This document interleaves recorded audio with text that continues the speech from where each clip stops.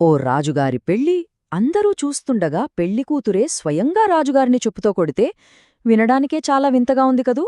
కాని ఇది నిజంగా జరిగింది. దీని వెనుక ఓ తెలివైన పంద్యం, ఓ చారిత్రాత్మక మోసం దాగున్నాయి. ఈరోజు మనం తెనాలి రామకృష్ణుడి అమోఘమైన తెలివి గురించి మాట్లాడుకుందాం. ఒక్కసారి ఆ సీన్ ఊహించుకోండి. ఒక రాజవంశపు పెళ్లి జరుగుతోంది. అత్యంత పవిత్రమైన ముహూర్తం. సరిగ్గా అప్పుడే పెళ్లికూతురు వరుడిపై దాడి చేస్తోంది.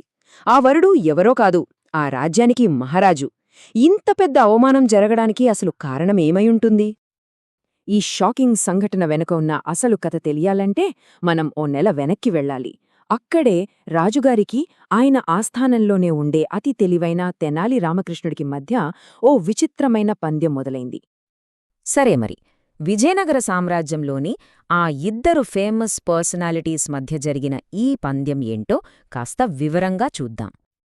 ఈ పందెంలో ఒకవైపు శక్తివంతమైన పాలకుడు, చక్రవర్తి శ్రీకృష్ణదేవరాయలు, ఇక మరోవైపు తన తెలివితేటలతో ఎవ్వరినైనా సరే చిత్తు చేయగల సమర్థుడు మన తెనాలి రామకృష్ణుడు.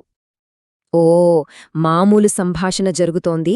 అప్పుడే తెనాలి రామకృష్ణుడు ఎవ్వరూ ఊహించని మాటన్నాడు.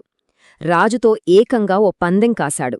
ఏంటంటే, ఓ మహిళ మీ ముఖంమీదే చెప్పులు విసురుతోంది, అది కూడా ఏడాదిలోపే అని. ఎంత ధైర్యం కదూ! ఈ మాట వినగానే రాజుగారికి నవ్వాగలేదు. నా రాజ్యంలో నా ముఖం మీద చెప్పు విసిరే ధైర్యం ఎవరికుంది అనుకున్నాడు రామకృష్ణుణ్ణి. అతి ధైర్యాన్ని చూసి ఈ సవాల్ని చాలా తేలిగ్గా తీసుకున్నాడు. సరే, నువ్వు గెలిస్తే 100 బంగారు నాణేలు ఇస్తా అని ప్రకటించేశాడు. పాపం, రామకృష్ణుడు ఎలా గెలుస్తాడో ఆయన అస్సలు ఊహించలేకపోయాడు. సరే, పందెమైతే వేశారు. నెల రోజులు గడిచిపోయాయి. బహుశా రాజుగారు ఆ పందెం సంగతే మర్చిపోయుంటారు. కాని రామకృష్ణుడు మాత్రం మర్చిపోలేదు. సరిగ్గా అప్పుడే రాజుగారి పెళ్లి ఫిక్స్ అయింది. ఇక రామకృష్ణుడికి తన ప్లాన్ అమలు చేయడానికి పర్ఫెక్ట్ టైం దొరికింది. ఇక్కడే అసలు ప్రశ్న మొదలవుతుంది. ఇంత పెద్ద ప్లాన్ వేసి రాజుగారికి అంత అవమానం జరిగేలా చేసి తెనాలి రామకృష్ణుడు ఎలాంటి శిక్ష పడకుండా ఎలా తప్పించుకోగలిగాడు? రామకృష్ణుడి ప్లాన్ సక్సెస్ అవడానికి కారణం ఒకే ఒక్క వీక్నెస్.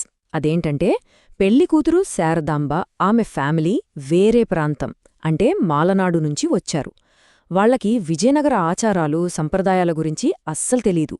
ఇదే రామకృష్ణుడికి దొరికిన అతిపెద్ద ఆయుధం. చూడండి, అతను ఎంత సింపుల్గా 3 స్టెప్స్లో తన ప్లాన్ని అమలు చేశాడో. ఫస్ట్, పెళ్లి రోజు ఉదయాన్నే పెళ్లికూతురు వాళ్ళింటికి వెళ్తాడు. తర్వాత అసలు లేని ఓ వింత సంప్రదాయాన్ని క్రియేట్ చేసి వాళ్లకు చాలా నమ్మకంగా వివరిస్తాడు. ఫైనల్గా ఆ సంప్రదాయం కోసమని చెప్పి పెళ్లికూతురికి ఒక జత చెప్పుల చేతిలో పెడతాడు. ఇక్కడ మనం గమనించాల్సిందేంటంటే, అతను చెప్పిన అబద్ధం. విజయనగరంలో పెళ్లికూతురు వరుడి ముఖం మీద చెప్పులు విసరడం ఒక వింత ఆచారమని చెప్పాడు.